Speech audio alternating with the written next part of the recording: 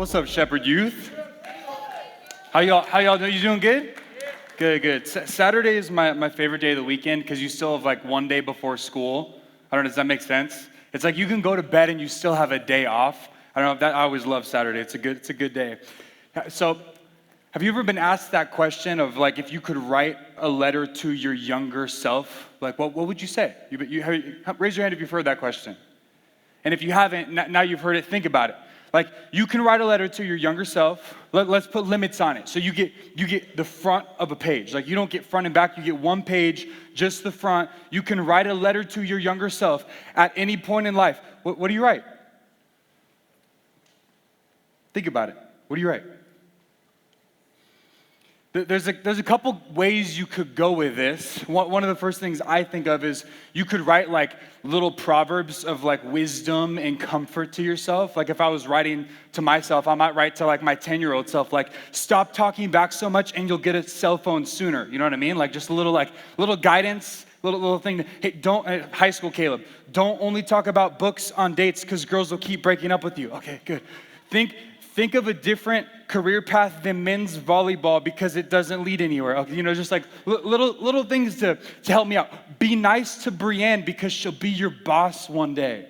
Like I would just I could give myself little snippets, proverbs of wisdom. We could do that. But I don't think I would, because if I did that, you kind of like, I would know what's next. My younger self would know. That would just take all the fun out of life.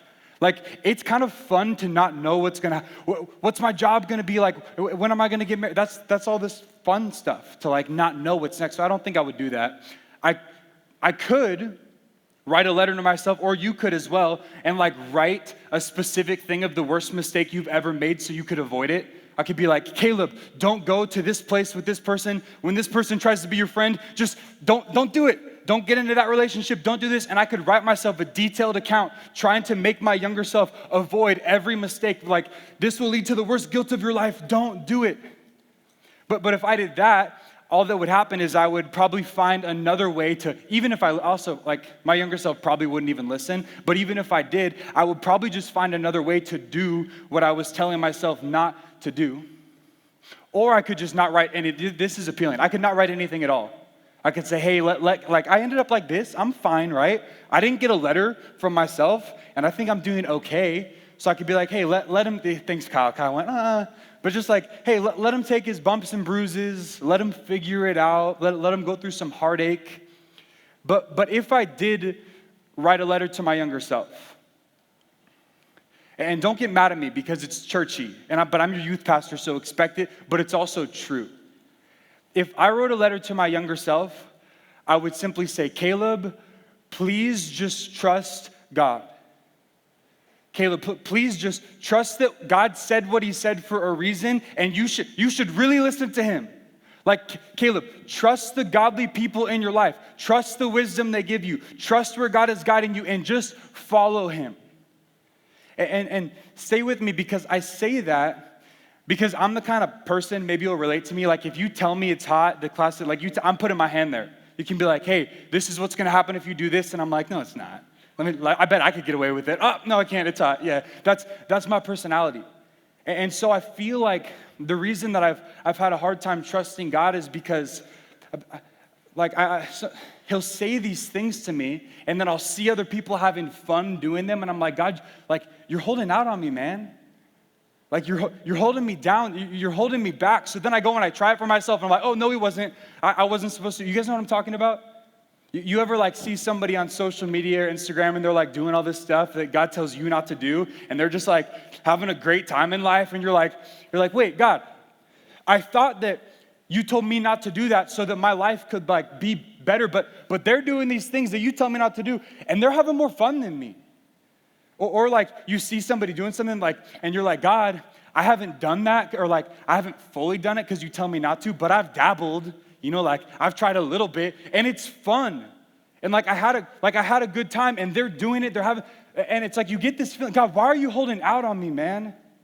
Like, why are you keeping me from doing this stuff that seems so fun? Why are you holding me down? And if you've ever felt like that, that you kind of go and try to blaze your own path for a second. I've done it many times.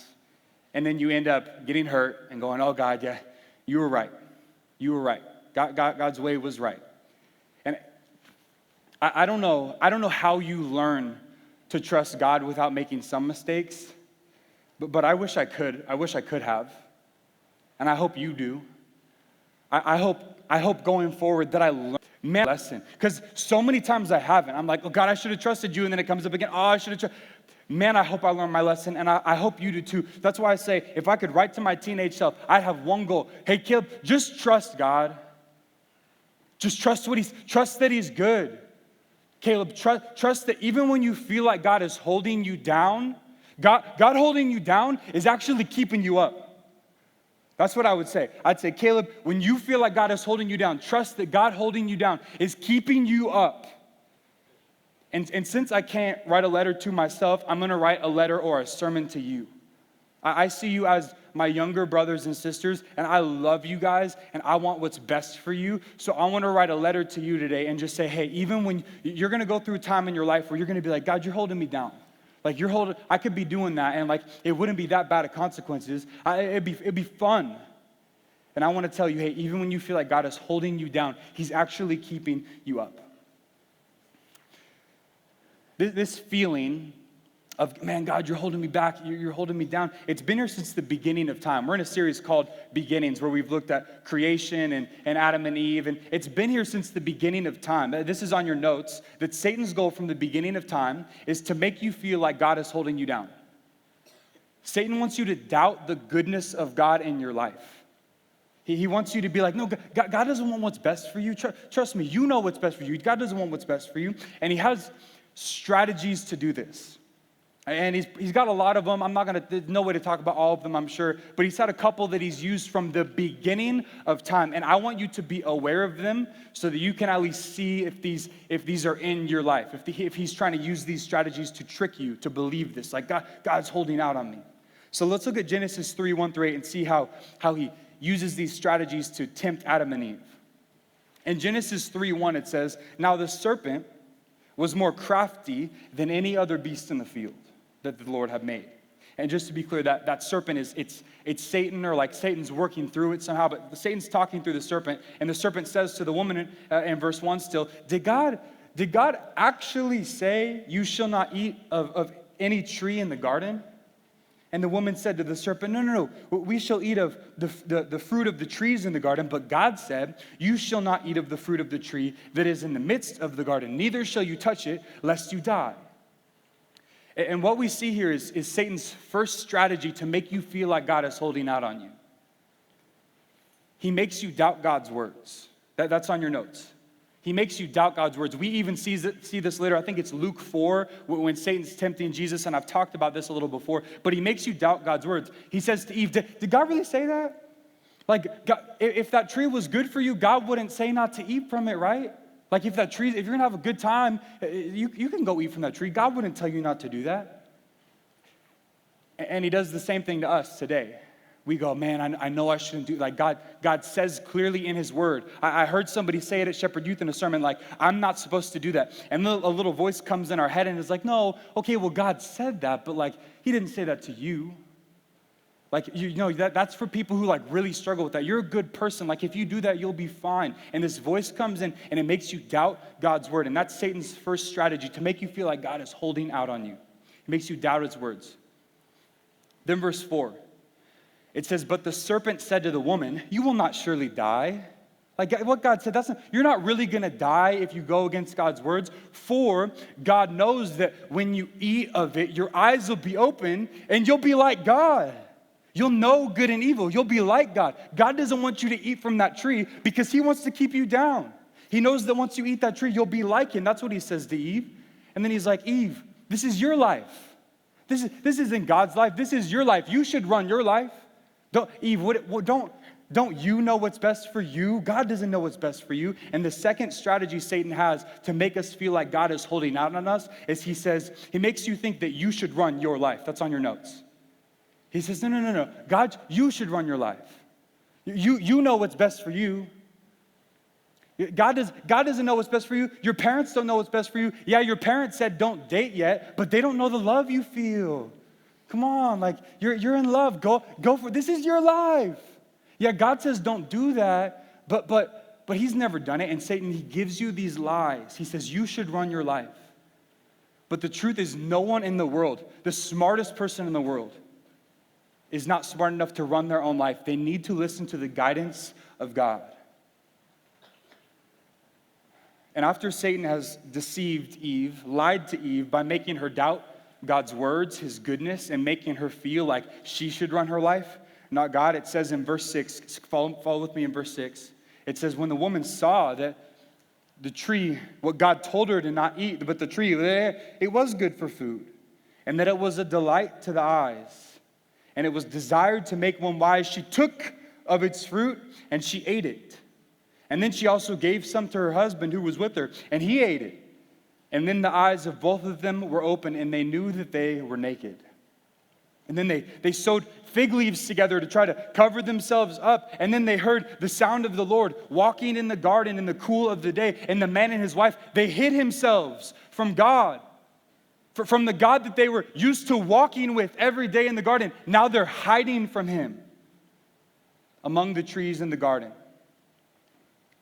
Satan's last strategy to make you feel like God is holding out on you, and you please listen to this one. This is real. He hides the price tags. Satan hides the price tags, the consequences of sin. Look what he does to Eve. He goes, "Ooh, Eve, look, you'll be like God. You'll be like God. Come on, no, God wouldn't keep you from that, would he? If God was good, he'd want you to be like him." And he puts the fun right in your face. But then after she takes a bite, she realizes all her insecurities. She's afraid of the life-giving presence of God, and she sets humanity on a path of destruction that only God can save us from. He didn't say that up front. All he said is, hey, look what you get, look what you get. He puts the fun right in her face, and he hides the price behind his back. Can we be honest in here and admit that sin is fun? Can we just, sin is fun. That's why we do it. We wouldn't do it if there wasn't something appealing about it. So Satan takes the fun part and he puts it right in your face. But then he hides the price behind his back and he says, look how fun this is. Look how fun this is. Well, why would God keep you from that fun? And then when you give in, you realize the price. And God says, no, I don't want you to do it because I know the price. This is the price. And really easily right now, I could go into a bunch of sins that I know you all struggle with as high schoolers and be like, this, you struggle with this, here's your this is gonna be your consequence. You're gonna have this, oh, you struggle with this is your consequence. But I really don't feel led to do that. I feel like that would be super depressing and sad, and I don't feel like God is wanting me to do that today, but I do need you to know that if you're in this room and you're living in some kind of sin and you know it, but you're saying, you're like, oh, it's just hurting me. Like, I'm not hurting anyone. It's just me and a couple people. We're not hurting anyone. If you're thinking that, please just come talk to one of us. Please come talk to one of us leaders, and we love you, so we're not gonna judge you in how dare you kind of way, but we are gonna be honest with you. And we're going to say out of love, we're going to say these are the consequences of where you're going. And we need to tell you that because it's truth and you're getting a lot of lies. So if you're dealing with some kind of sin, I don't want to go in on it right now, but I do want to say, please come talk to us. Because Satan shows you the fun and he shows you the pleasure, but he hides the price.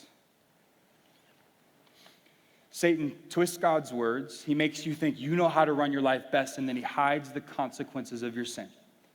And he does all of this to make you feel like, oh man, God's holding me down. God's holding me. Man, God, you're not good. Or if you were good, you wouldn't hold me down. And that feeling has led to a lot of pain in many lives, mine included. And so what I want to do as I end today is I want to try to rebrand that feeling or give you a new perspective on it. All of you at some point in life, you're going to feel like God is holding you down. But I want you to know God is holding you down. He is. God is holding you down. But by holding you down, he keeps you up. God is holding you down. That's a new perspective on your notes. But by holding you down, he keeps you up. Some of you are like, Caleb, what are you talking about? You can't. How's he gonna keep me up? By holding me down. That doesn't make sense. It does. God holds you down and it allows you to fly high. God gives you boundaries so life can be beautiful. And I believe that if you want to see a change in the world, it's going to come through God working in people's lives. And I believe that we can change the world and have God work in everybody's lives by having a generation of Christians who believe that following Jesus and listening to his word brings pleasure. It's beautiful. It's amazing. It's not boring. That's how we change the world. But by listening to Jesus and trusting that life is awesome. We trust that God holding us down actually keeps us up. Some of you are like, Caleb, I don't get it. Let me try something. Any of you ever flown a kite before? I can't hear you. I can't see you. You guys, see anybody you say no? Who's flown a kite? Raise your hand. Okay, like half the room. I don't know that this is a Batman kite. Oh, got all tangled, man. Okay, so let's try this on stage. There's no wind in here, so it's gonna be all me. But basically the way a kite works is like you go out in the wind, you set it up, and then you run, and then by running it lifts up. You see that? And then when I stop, it falls. And so if I was outside, the wind would catch this, and then it would take off into the air, and then I would just stand there, and I would just let it go. And then what you do is you slowly let the line out, but you keep tension in it, and the tension actually gives it the ability to fly. And if you ever let go of like the wind gusts and you let go, it just falls. It can't fly on its own. Or if you're flying and then the wind just stops and it loses tension, it just falls. If the string breaks, it falls. The same thing, the string that keeps this kite down also gives it the ability to fly. The same thing that keeps it grounded also gives it the ability to soar over everything else. So I want you to know today, as you leave, that God is holding you down. God is keeping you down. But by keeping you down, he gives you the ability to fly. He gives you the ability to live a life so amazing that people look at you and they go, how do you live like that? How is your life like that? God holds you down so you can stay up. God says, obey your parents. No, obey them because he knows it will lead to success. God says, hey, don't gossip. Don't gossip. He's not trying to take away like lunchtime conversation, but he knows that by not gossiping, you have less insecurity. You have more joy. Hey, God says, hey, stay in my word. He's not trying to give you one more thing to do. He knows that by staying grounded in his word, you're guided in paths of righteousness. God says, hey, forgive others. You say, God, I don't want to forgive others. They hurt me. You don't know what they did. He says, forgive, because by forgiving, you're set free and your life can be better. He says, hey, date the way I tell you to.